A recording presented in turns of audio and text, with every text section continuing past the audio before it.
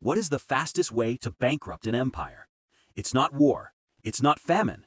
It is by putting 99% of your nation's annual income onto a handful of wooden ships, pushing them into the most violent stretch of water on Earth, and praying. In 1715, the Spanish Empire did exactly this. They consolidated the entire wealth of the New World, millions of gold and silver coins, into one single fleet. It was the financial equivalent of stacking all your assets on a table and inviting the hurricane. The paradox is this. The very thing that made Spain the richest empire in the world was the exact same thing that guaranteed its financial ruin. We think wealth makes us safe, but what if the way we move our wealth is our single greatest point of failure? This is Finance Beyond Seas. We explore the moments where the currents of maritime history and the tides of the global economy collide. We're here to navigate the wreckage of the past to find the financial lessons that will protect you today. The year is 1715. Spain is on its knees. The 13-year-long War of the Spanish Succession has just ended. King Philip V, a Bourbon, sits on the throne, but the victory is hollow. The country is utterly bankrupt. The royal treasury is empty. Creditors from across Europe, French, Dutch, and Italian bankers are demanding payment for the loans that financed the war. Spain, the first global empire, is in a severe debt crisis. The king's only hope, his entire financial plan, is not in Europe. It is 5,000 miles away, in the mines of Mexico and Peru. For 2 years, the war had blockaded the shipping lanes, and the treasure fleets, the flota, had been unable to sail. In the ports of the New World, silver piled up. Gold, emeralds, and pearls accumulated in fortified storehouses. Now, with the war over, King Philip V issues a desperate order. Bring it all home, and bring it now. The man tasked with this is Captain General Don Juan Esteban de Ubilla. His fleet, known as the Nueva España Flota, gathers in Havana, Cuba. It is a spectacle of immense wealth. 11 ships are loaded to the waterline. The Capitana, flagship, and the Almiranta, rearguard, are practically floating fortresses, carrying the king's quinto, the 20% royal tax, and chests of silver piastres, or pieces of 8. Alongside them are merchant ships, naos, crammed with indigo, cocoa, and precious Chinese porcelain. The total value is staggering, an estimated 15 million silver pesos. In today's terms, it's impossible to calculate precisely, but conservative estimates place its value at over $400 million, representing nearly the entire annual income for the Spanish crown. There is just one problem. It is late July. The fleet was delayed for months. Every sailor in the Caribbean knows what this means. It is the heart of the temporada de huracanes, the hurricane season. The pressure from Spain is immense. The king needs his money. The bankers need their payments. The merchants need their goods. On July 24, 1715, despite the ominous, heavy stillness in the air, General Ubilla makes the fatal decision. He gives the order to sail. For 5 days, the fleet sails north, following the current of the Gulf Stream up the coast of Florida. They are in the most dangerous part of the journey, a narrow channel between the Florida coast and the Bahamas. On the night of July 30th, the wind stops.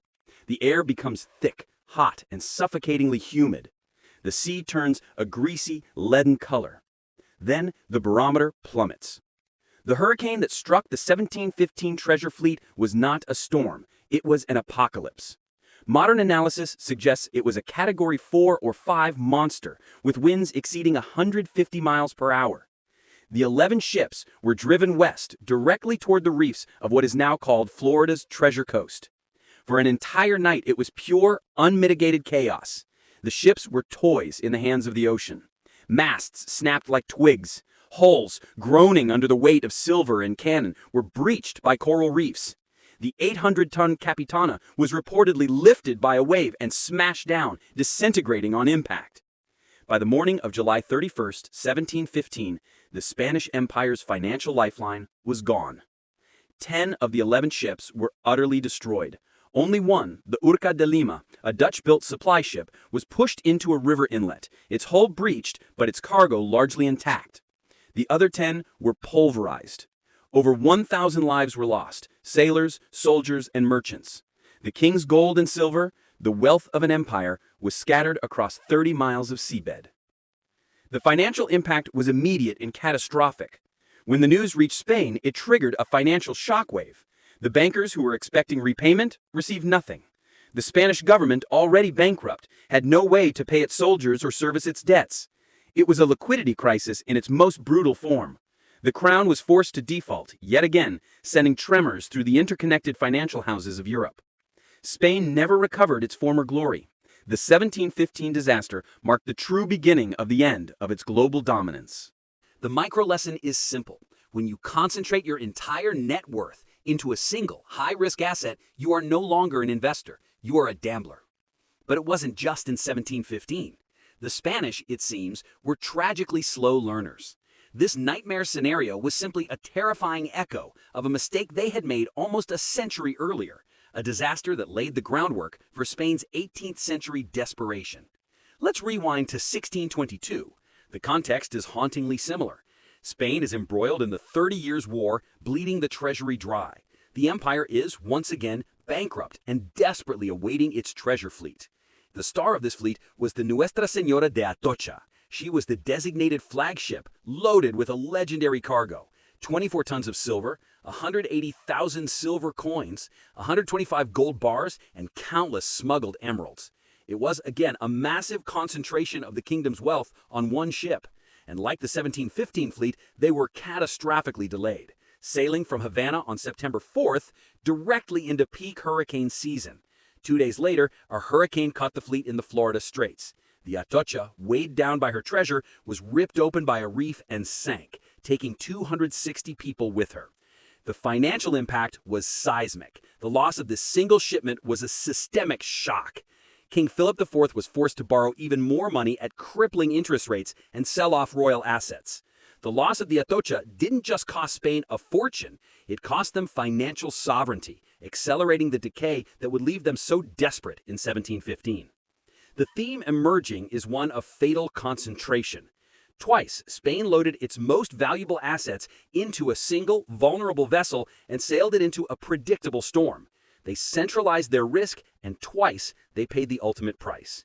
You might be thinking this is a uniquely Spanish problem, a relic of 17th century monarchs who treated their empires like a personal piggy bank.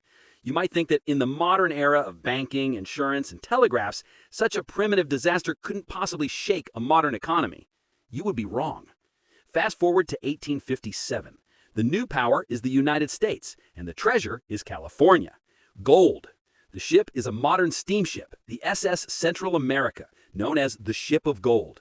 She ran a critical supply line ferrying the gold that the entire New York banking system depended on for liquidity. In September 1857, the U.S. economy was an overheated bubble, and New York banks were fragile, desperately awaiting the Central America's next shipment. That shipment, 13,600 kilograms of gold, was on board when she sailed from Havana, sound familiar, and headed into a hurricane off the Carolinas. The storm flooded her engines, disabled her pumps, and the ship of gold sank, taking 425 lives with it. When the news hit New York via telegraph, the financial markets didn't mourn. They panicked. This was the ship that sank the American banking system.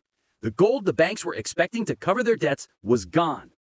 The Ohio Life Insurance and Trust Company collapsed immediately. A domino effect began. Depositors rushed to withdraw savings. Banks, with no gold, suspended payments and failed. The Panic of 1857 was born, the first truly global financial crisis spreading from New York to London and Paris. The pattern was now terrifyingly clear. It didn't matter if it was a Spanish king or a New York banker. It didn't matter if it was a galleon or a steamship. The financial system had once again made the same fatal error. It had concentrated its most critical asset, its liquidity, into a single, vulnerable point of failure and sailed it straight into a storm. Fast forward to today. We tell ourselves we are smarter than this. We no longer use wooden ships. We have satellites, high-frequency trading, and algorithms. We've diversified, globalized, and digitized. Have we? Or have we just built a more complicated, faster, and more fragile SS Central America? We've replaced gold bars with silicon chips. But in 2024, over 90% of the world's most advanced semiconductors, the gold of the 21st century, come from one company, TSMC, on one island, Taiwan. That island sits on a tectonic fault line and in the center of a hurricane of geopolitical conflict. We haven't solved the 1715 problem. We've just renamed it the Taiwan contingency. We've replaced galleon fleets with 400-meter-long container ships, But in 2021, one of those ships, the Ever Given, got stuck sideways in one canal, the Suez, and it blockaded 12% of global trade. For a week, the world's supply chain, our modern treasure fleet, was held hostage by a single gust of wind. The financial losses were estimated at $400 million per hour.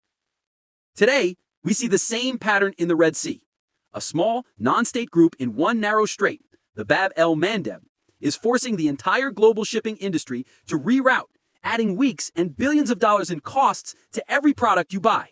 This is the 1715 hurricane, but in slow motion. The pattern is crystal clear. Our modern, just-in-time supply chain is the most concentrated, high-stakes, and fragile system humanity has ever built. We have mistaken efficiency for resilience. We have shaved off every redundancy, every buffer, every inefficient stockpile in the name of quarterly profits. We have built a system where the Orca de Lima, the slow, sturdy supply ship that survived, has been eliminated, and we are left with nothing but overloaded, high-speed treasure galleons all sailing through the same storm. What does this mean for you? You are not King Philip V. You do not have a galleon full of gold, but you have your own treasure fleet, and you are probably making the same mistake.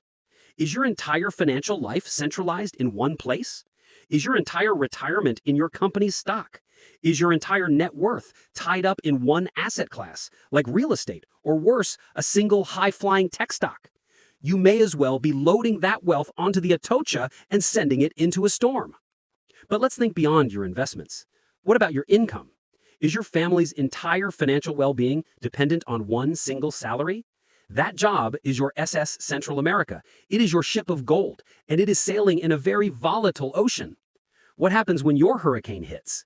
That storm could be a technological disruption, like AI making your skills obsolete. It could be a corporate restructuring. It could be a personal health crisis. When that ship sinks and your cash flow stops, do you have a lifeline? The sailors on the 1715 fleet who survived weren't the ones guarding the gold. They were the ones who knew how to swim, how to build a raft, and how to find food. The 1857 panic wasn't devastating just for the bankers. It was devastating for the factory workers who were laid off, the families who had their savings erased, and the farmers who couldn't sell their crops. The failure of the central, concentrated system cascades down, and it always hurts the individual the most. The unprepared are washed away. So, how do you protect yourself? How do you build a portfolio and a life that can survive the hurricane? We learn from the very disasters that destroyed everyone else. 1. Decentralize your fleet. Diversification. The Spanish should have sent their treasure in smaller, faster, more frequent ships. If one sank, it was a tragedy, not a catastrophe. This is the essence of diversification. But I don't just mean buy an S&P 500 ETF. I mean real diversification. Own assets in different classes, stocks, bonds, real estate. Own assets in different geographies, US, Europe, emerging markets. And own assets that are non-correlated to the financial system, the assets that do well when the SS Central America sinks. This is the historical case for physical gold, for productive land, or even for modern decentralized assets. Do not put all your treasure on one ship. Hold ballast. Liquidity. In the 1715 fleet, the only ship to survive in a salvageable way was the Urca de Lima. And Urca was a slow, fat, sturdy supply ship. It wasn't a sleek galleon. It was built for stability, not for speed. It was carrying supplies, not treasure. In your financial life, cash is your ballast. Your emergency fund, 6 to 12 months of living expenses, held in a boring, safe account, is your Urca de Lima. It is the inefficient asset that does nothing until it saves you. The Panic of 1857 was a liquidity crisis. The banks failed because they ran out of cash. When the storm hits, cash allows you to survive without being forced to sell your valuable assets, your stocks, your home, at the absolute worst possible time. Invest in what can't sink. The survivors of the 1715 treasure fleet washed up on a desolate beach with nothing. The gold was gone. Their ships were gone. The only things that had value were their skills. The ability to start a fire. The ability to find fresh water. The ability to salvage tools from the wreckage. The ultimate protection is to invest in assets that are stored in your head and in your hands. Your skills, your professional network, your reputation, your health, and your community. These are the only treasures that cannot be lost in any storm. They are the only fleet that can be rebuilt from scratch over and over again. The ocean is the great auditor of history. It reveals all our hubris, all our shortcuts, and all our fragile assumptions. The story of the 1715 treasure fleet is not a dusty page from a history book. It is a permanent, urgent warning about risk. It teaches us that wealth and security are not the same thing. It proves that concentration is the enemy of resilience. We are all, right now, sailing on a volatile sea. History doesn't repeat, but as Mark Twain said, it rhymes. The winds of change, be they financial, political, or technological, will always blow. The hurricane is always forming, somewhere over the horizon. The question is not if the storm will come. The question is, have you built a ship that can withstand it? If this gave you a new perspective on risk, subscribe to Finance Beyond Seas. We're here to navigate the deep and often treacherous connections between history and your wealth.